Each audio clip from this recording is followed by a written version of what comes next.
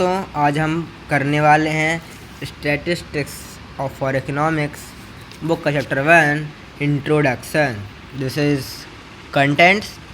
We are starting why economics.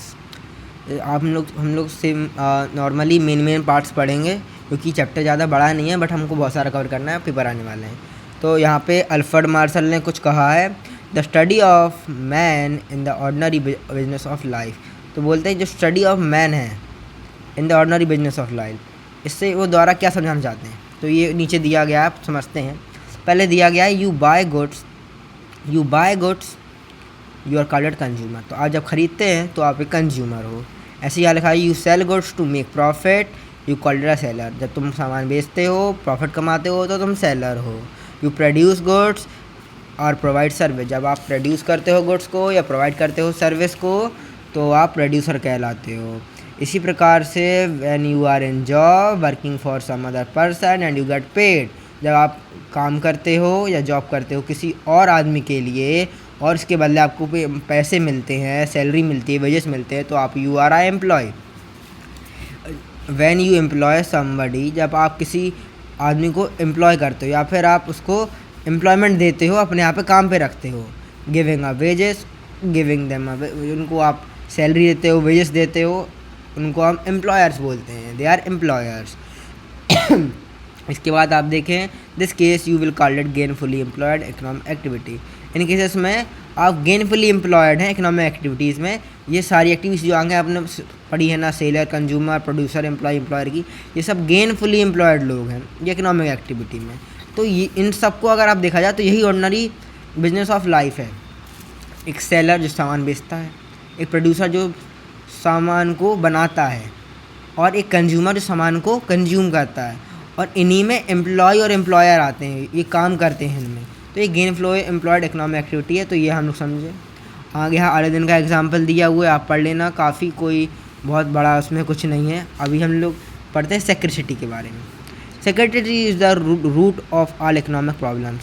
Scarcity क्या होती है? स्कैर्सिटी सारी रूट प्रॉब्लम है हर एक प्रॉब्लम की।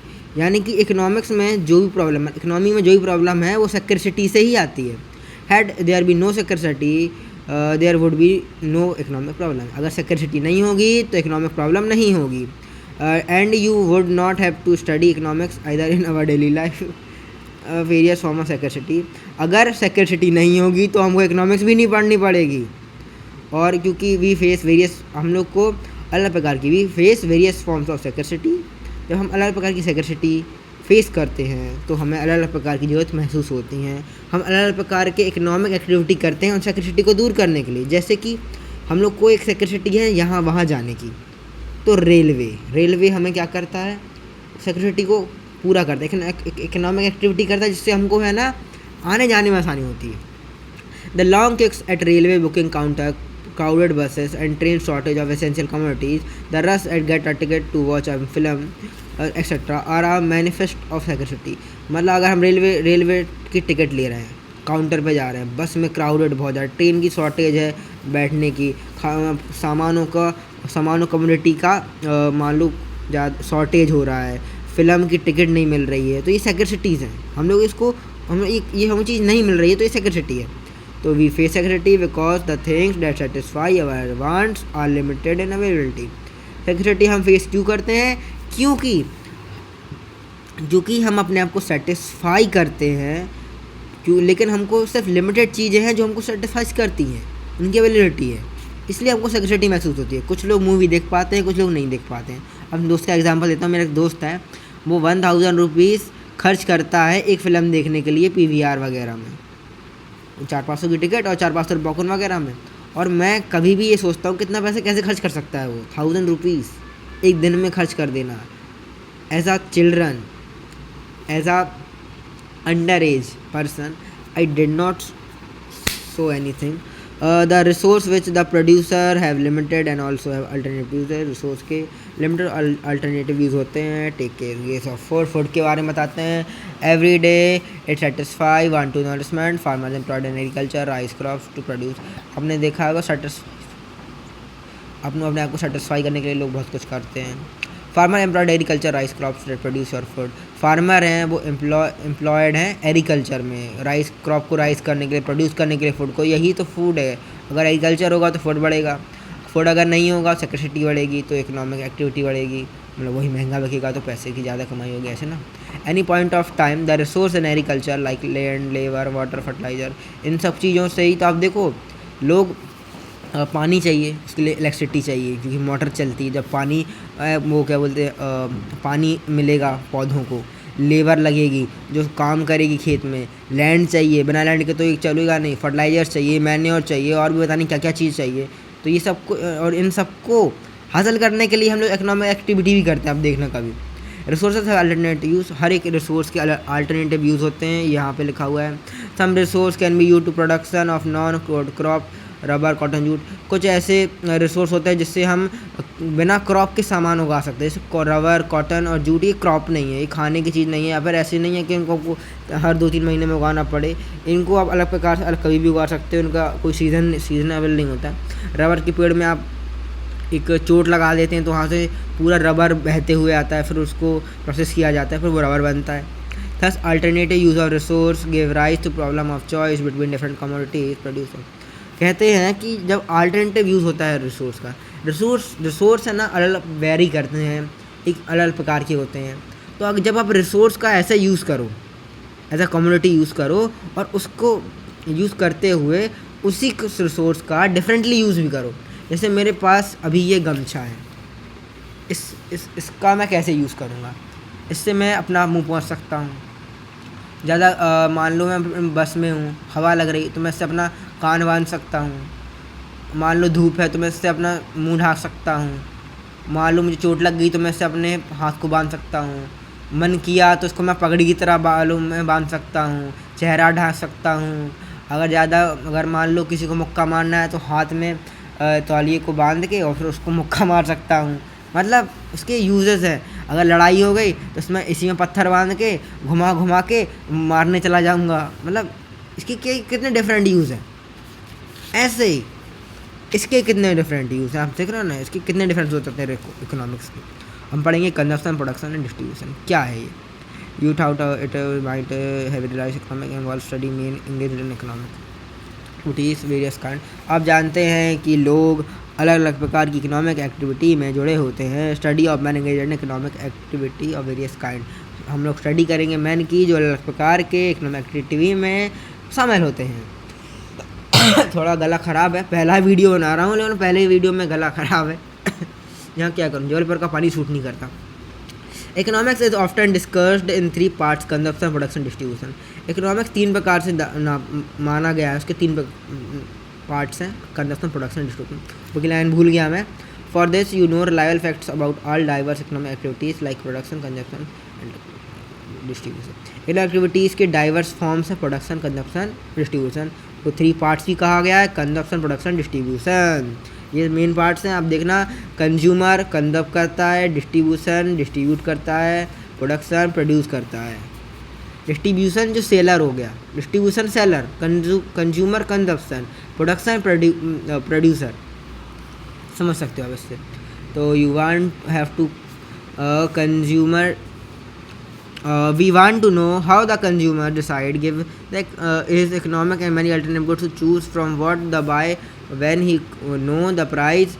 This is the study of consumption.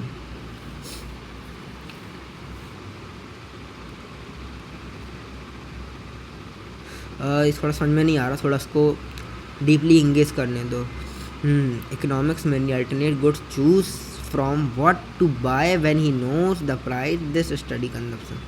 जब कंज्यूमर होता है जो डिसाइड करता है गिव हिज इनकम, अपनी इनकम को, जब एक कंज्यूमर अपनी इनकम को किसी दूसरे को या फिर मतलब कुछ खरीदने के लिए गुड्स को choose the form from what the by when he know the price, price पता करके उससे जो सामान को एक्सचेंज करता है वो स्टडी ऑफ कंजप्शन है। अगर आप मान लो you are a consumer, you have to buy a pen, तो it's have a price, you have to buy this pen, it has a price. So you think the price is set, the price is perfect, अगर मैं इस pen को 10 रुपये में बेचूँगा तो आप खरीदोगे, और 5 में बेचूँगा तो खरीदोगे। अगर ये पेन है ये 5 रुपये में सेटिस्फाइड है, बट अगर इसको मैं 10 का बेचूँ, इसमें कोई ज़्यादा स्पेशलिटी नहीं है, नॉर्मल पेन है, तो मैं क्यों इसको 10 में कोई ख़रीदूँगा। तो वही तो स्टडी ऑफ कंजप्शन, कंजप्शन कैसे करें, कंजप्शन कैसे कराएं, बिजनेस का रूल है कंजप्शन कैसे कराएं, और फिर प्रोडक्शन कैसे करें, डिस्ट्रीब्यूशन कैसे करें, ये रूल्स मान लो 3 है कैसे करना है। यही अगर आप सीख जाओ तो इकोनॉमिक्स सीख जाओगे आप। Know how the producer similarity choose the what produce of the market, this is the study of production, study of production. Okay, when you want to know producer similarity choose what the produce market, जब आप जान जाते हो कि एक producer, we also want to know how the producer, जो producer होता है वो एक सिमिलरिटी उसमें अलग होती है। जैसे कि मानो प्रोड्यूसर को पता करना पड़ता है क्या प्रोड्यूस करूँ मार्केट में कि वो छा जाए। लाइक मुझे पेन प्रोड्यूस करना है, ये कंफर्टेबल है लिखने में, win, I like win pen, मेरे हाथ के लिए आई लाइक विन पेन क्योंकि मेरे हाथ में कंफर्ट है, तो मैं इससे ही लिखता हूँ, ये मेरे लिए काफ़ी बढ़िया है, मैं इससे लिखता हूँ। पेपर में भी इसका मैं इसके पैकेट खरीद के रखा हुआ हूँ इसी प्रकार, क्योंकि ये प्रोडक्ट इसका प्रोडक्शन होता है तो ये मेरे लिए परफेक्ट है इसका प्रोडक्शन। तो ये प्रोडक्शन मार्केट में आता है तो इसको, इसकी स्टडी को हम क्या बोलते हैं, study of production. Finally, we want to know how the national income or the total income arise from what has been produced in the country, called it the gross domestic product GDP. We want to know how national income, total income. हमको पता है कि national income, total income arise होती है, कैसे arise होती है, जो प्रोड्यूस होता है इन कंट्री में, उस सबको जब अपन ग्रॉसली ऐड कर देते हैं हम उसको डोमेस्टिक प्रोडक्ट बोलते हैं या जीडीपी बोलते हैं। ये डिस्ट्रीब्यूट थ्रू वेजेस, वो वेजेस के अब वेजेस के द्वारा ये जो इनकम होती है ना, टोटल इनकम, वो डिस्ट्रीब्यूट की जाती है। प्रॉफिट एंड इंटरेस्ट, फिर इंटरेस्ट के द्वारा की जाती है। Leave to income aside here income from international trade, investment, study distribution. आपको ऐसे मान लो आपने नेशनल इनकम हुई, टोटल इनकम हुई जीडीपी में, जब वो बटेगी डिस्ट्रीब्यूट होगी कैसे मालूम, क्योंकि आपको पता नहीं है, बट जब जीडीपी होती है उसमें वेजेस सब आती हैं कि कैसे किसने कितना कमाया है, कहाँ से किसको फ़ायदा हुआ, ये सब चीज़ें देखी जाती हैं। आप देखना जो जीडीपी है उसमें किसी की सैलरी भी ऐड हो रही है, किसको किसी की सैलरी मिल रही है, किसको कितना कमाया। मान लो एक कंपनी ने 1000 रुपये कमाए हैं और कंपनी हैज़ 1000 रुपये प्रॉफिट, तो वो प्रॉफिट किसके पास जाएगा, कंपनी के पास नहीं जाएगा, देश की जीडीपी में जाएगा। वो जीडीपी में कंट्रीब्यूट करेगा, उस 1000 रुपये में टैक्स जाएगा, कस्टम ड्यूटी जाएगा, इम्पोर्ट ड्यूटी जाएगा, फलाना जाएगा, ढकाना जाएगा, फिर जो बचेगा वो जाएगा कंपनी के पास। जब 700 रुपये बचा तो वो कंपनी के पास जाएगा, कंपनी के पास जाएगा। वही कंपनी के पास जाने के बाद फिर कंपनी अपने एम्प्लॉय को देगा पैसा, फिर वो एम्प्लॉय से किसी और को देगा, एम्प्लॉय कंज्यूम करेगा, कंज्यूमर मतलब एम्प्लॉय। देखो मान लो ये प्रोडक्शन है, ये प्रोडक्ट किया, ये गया सीलर के पास गया डिस्ट्रीब्यूटर के पास, वो उसने डिस्ट्रीब्यूट किया और कंज्यूम हुआ, तो ये प्रोड्यूस किया, ये डिस्ट्रीब्यूट हुआ, ये सेल हुआ, फ़ायदा किसको, इसको मिला। तो इसने अपने एम्प्लॉय कंज्यूमर एम्प्लॉय भी होते हैं, एम्प्लॉय को पैसे दिया, कंज्यूमर के पास पैसा आया, फिर इसने ये डिस्ट्रीब्यूटर को दिया, डिस्ट्रीब्यूटर ने इसको दिया। तो दिस इज़ अ साइकिल, आपको समझ में आ गया। जीडीपी में ये साइकिल फॉलो होती है, इसलिए फाइनल प्रोडक्ट को जीडीपी में नापा जाता है। तो स्टडी ऑफ डिस्ट्रीब्यूशन भी करनी है। 3 conventional division of study of economics about which we want to know all the modern economics has been include some basic problems, country special studies। तो हम स्पेशल स्टडी करेंगे मॉडर्न इकोनॉमिक्स के बारे में। You might want to know why or what extent some household in our society have been constituted to earn much more than।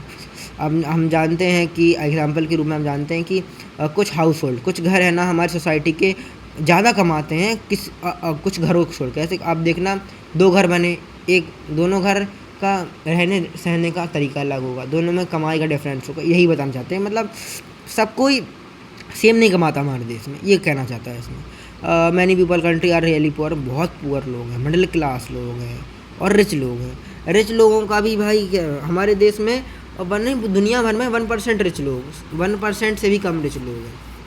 पूरी दुनिया middle class पे टिकी हुई है। वो रिच लोग पैसे कहाँ से कमा रहे हैं? मिडिल क्लास से पैसे कमा रहे हैं। और मिडिल क्लास गरीबी है, गरीबी प्रकार का है, कैसे कैसे कैसे करे, कैसे कमाए। और वीडियो बनाते नहीं आती यार, एक कैमरामैन बना भेज देना, जैसे मैं हम थोड़ा वायरल हो जाऊंगा ना तो एक कैमरामैन भेज देना, ठीक है भाई। मेरे लिए आपके लिए बढ़िया वीडियोस बनाऊंगा, आपको समझाऊंगा। मैं want to know how many are illiterate, हमको नहीं पता कितने इलिटरेट हैं। Not get jobs requiring education, how many are educated and best job opportunities, हमको नहीं पता कितने इलिटरेट है, कितने पढ़ाई नहीं कर पाते, कितनों के पास जॉब नहीं है, कितनों को एजुकेशन नहीं मिली है, कितने हाईली एजुकेटेड लेकिन उनको जॉब नहीं मिल रही है। अब कितने के पास अपॉर्चुनिटी नहीं बोलते नहीं बनता, टंग ट्विस्ट हो जाती, अपॉर्चुनिटी नहीं मिलती है। In other words you may want to know more facts term of numbers, what about answer question about poverty disparity in society. If you don't like continuous poverty, gross diversity, want to something else of society, you need to know about all things. You can appropriate actions of government, plans on life. आप देखोगे ना, ये poverty के बारे में बताया गया है, गवर्नमेंट क्या इसके बारे में क्या सोचती है, ये सब बताया गया है। It's not related to our topic, मतलब रिलेटेड तो है बट उतना इंपॉर्टेंट नहीं लग रहा पढ़ने में, इसलिए मैं उसको समझा नहीं पाऊँगा। ईजी है, अब पढ़ोगे समझ में आएगा। If you know facts also possible to plan well, अगर हम जानें कि अगर हम प्लान करें तो हमारी लाइफ बेटर होगी। और यही तो प्रॉब्लम है, हमारा देश के जो गवर्नमेंट है वो प्लानिंग नहीं कर रही है। They never plan, they only want votes, उनको वोट चाहिए। जब वो वोट मिल जाएगा उनको प्लानिंग से घंटा फ़र्क नहीं पड़ता। उनकी प्लानिंग होती है कि वोट कैसे कमाया जाए। वोट उनको चाहिए क्या? वोट। कमल को चाहिए वोट, हाथ को चाहिए वोट, साइकिल को चाहिए वोट, झाड़ू को चाहिए वोट। अभी आप देखते हो similarly you hear some you may even have experience disaster like तूफानी, earthquake, bird flu, danger, threatening on that affects man ordinary life of immoderately affected.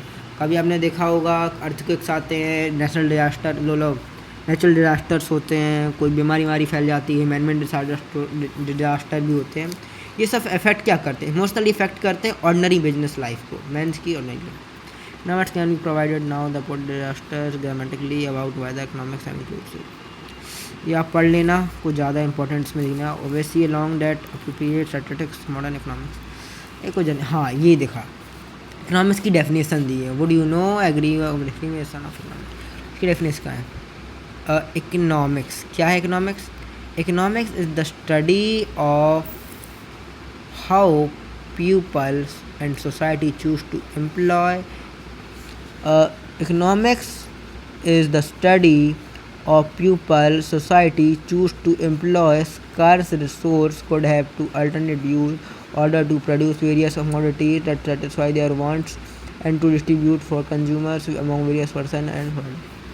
आपको ये रटना पड़ेगा, मुझे भी समझ में नहीं आ रहा ये आपको इसको रटना ही पड़ेगा। अगर इकोनॉमिक्स की डेफिनेशन आती तो रट के दे देना, सिंपल है ना। अगर आप इसको बना के भी लिख सकते हो, तो ये लिखा हुआ है economics the study of people and society choose to employ scarce resource. Economics study है पीपल की, स्टडी किस चीज़ की है? कि जो पीपल है, पीपल मतलब जो लोग हैं, जो सोसाइटी है, वो कैसे एम्प्लॉय करती है स्कैर रिसोर्स को, वो कैसे यूज़ करती है रिसोर्स को। It could have be alternative, इसके अलग अलग यूजेस है, अलग अलग अल्टरनेट यूज़ है। इसका order to produce various commodity, जिससे हम अलग अलग चीज़ें प्रोड्यूस करते हैं। अल्टरनेटिव यूजेस से हम लोग अल्टरनेट यूजेस से अपने सेटिस्फाई करते हैं अपने वांट्स को। कैसे उनको अपन सेटिस्फाई करते हैं? डिस्ट्रीब्यूट करते हैं फॉर कंजम्पशन। कैसे डिस्ट्रीब्यूट करते हैं हर चीज़ को कंजम्पशन के लिए। Various persons and groups in society, और अलग अलग जो अमॉन्ग वेरियस पर्सन, अलग अलग लोगों के लिए, ग्रुप इन सोसाइटी में अलग लोगों के लिए कैसे हम इन चीज़ों को सप्लाई करते हैं, यही इकोनॉमिक्स है। यानी कि जो स्टडी किस चीज़ की है कि जो जो लोग हैं वो रिसोर्स को कैसे अल्टरनेट यूज़ के द्वारा प्रोड्यूस करते हैं, कम्युनिटीज़ में सेटिस्फाई करते हैं और डिस्ट्रीब्यूट करते हैं कंजप्शन के लिए और लोगों के बीच में ही, और जिससे इकोनॉमिक एक्टिविटी होती है, और ये इकोनॉमिक्स है, स्टैटिस्टिक्स इन इकोनॉमिक्स। तो आज हम पढ़ेंगे जो स्टैटिस्टिक्स है वो इकोनॉमिक्स में क्या कर रही है, क्यों आ रही है। ये वीडियो 1 घंटे का होने वाला है कम से कम, तो तैयार रहिएगा, डरिएगा नहीं। तो थोड़ा एक छोटा ब्रेक लेता हूँ, थोड़ा रुक जाएगा वीडियो यहाँ पे, देखना। स्टैटिस्टिक्स इन इकोनॉमिक्स, थोड़ा ब्रेक लिया था 2-3 मिनट का, लेकिन 2-3 सेकंड आपको पता ही नहीं चलेगा कब लिया।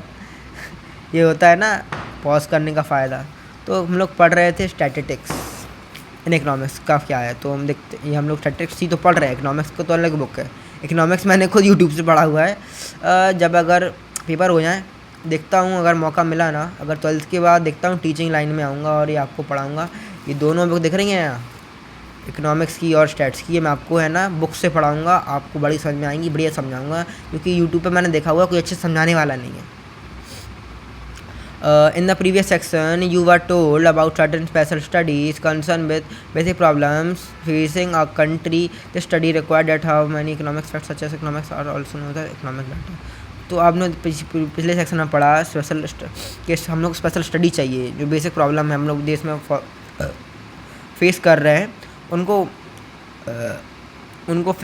फेस करने के लिए हमको इकोनॉमिक्स में इकोनॉमिक डाटा की ज़रूरत पड़ती है। Such facts are known as data. हमको इकोनॉमिक फैक्ट्स चाहिए। किसके लिए फैक्ट्स चाहिए? हमारे इकोनॉमिक्स को अच्छा करने के लिए हमको इकोनॉमिक फैक्ट्स चाहिए। हम उन फैक्ट्स से हम जानकारी लेंगे और जानकारी से हम इकोनॉमिक्स को अच्छा करेंगे, हमारी जो इकोनॉमिक एक्टिविटी हो रही है उसको हम बेटर करेंगे, और उसको हम उन फैक्ट्स को हम इकोनॉमिक डाटा बोलते हैं। The purpose of collecting data economic problem is to understand explain this problem terms and various causes. हम कलेक्ट क्यों करते हैं data? About the purpose of collecting data, purpose होता है कलेक्ट करने का डाटा इकोनॉमिक प्रॉब्लम्स के लिए, to understand explain the problems in terms of various causes और बिहाइंड। हम कलेक्ट करते हैं डाटा इकोनॉमिक प्रॉब्लम को अंडरस्टैंड करने के लिए, उनको वेरियस कॉजेस समझने के लिए, उनको एक्सप्लेनेशन समझने के लिए।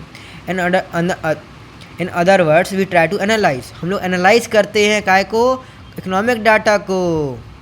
When we analyse the hardship of poverty, जहाँ हम एनालाइज करते हैं हार्डशिप ऑफ पॉवर्टी, हम एनालाइज करते हैं unemployment, productivity of people, backward of technology. This is the main causes of India's backwardness. English अच्छी से आती नहीं है, I am just new comer in English. What purpose does the analysis of poverty serve unless we are able to find to mitigate it? We may therefore also try to find out those measures that help to solve an economic problem in economics, such as measures known as policies. जब हम but what purpose does?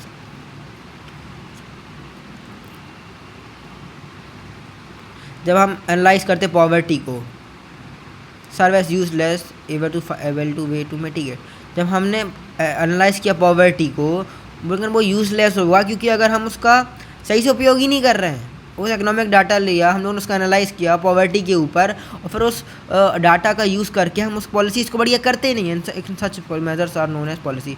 जो measures हमको लेने चाहिए वो हम जो also try to find those measure that help in economic. हमको ऐसे मेजर्स को लाना है जो सॉल्व करे इकोनॉमिक प्रॉब्लम्स को, इनको हम पॉलिसीज़ बोलते हैं। इकोनॉमिक प्रॉब्लम्स को सॉल्व करने के लिए जो मेजर्स ले जाते हैं उनको हम क्या बोलते हैं? पॉलिसी। जो हम उसको एक्सप्लेन कराते हैं, समझते हैं, तो उसको हम कहते हैं analyse. So do you realise when what analyse economic problem would possible without data various underlying. अगर मान लो इकोनॉमिक डाटा नहीं होता तो एनालाइज कैसे करते हैं आप? यही बोलने वाला है कि एनालाइज करने के लिए इकोनॉमिक प्रॉब्लम को हमको इकोनॉमिक डाटा चाहिए पड़ता है। तो डाटा कैसे आएगा ये बताया जाएगा आगे आपको अलग चैप्टर्स में। Such a situation no policies can formulated solve it if you have to a large extent of understood basic relationship economics and statistics. Economics और स्टैटिस्टिक्स में बेसिक बहुत बढ़िया रिलेशनशिप है। They are in related version. Economics है, उसका data है, उसको हम स्टैटिस्टिक्स के द्वारा हम इकोनॉमिक डाटा को हम एक कंपेरेबल मेज़र में लाएंगे जिससे हमारे फ़ायदा होगा। हम पढ़ेंगे वाटर स्टैटिस्टिक्स। तो हम यहीं पे वीडियो काम बंद करते हैं। बहुत बड़ा चैप्टर नहीं है, सेकंड पार्ट इसका जल्दी आएगा और ये जल्दी ही चैप्टर ख़त्म हो जाएगा।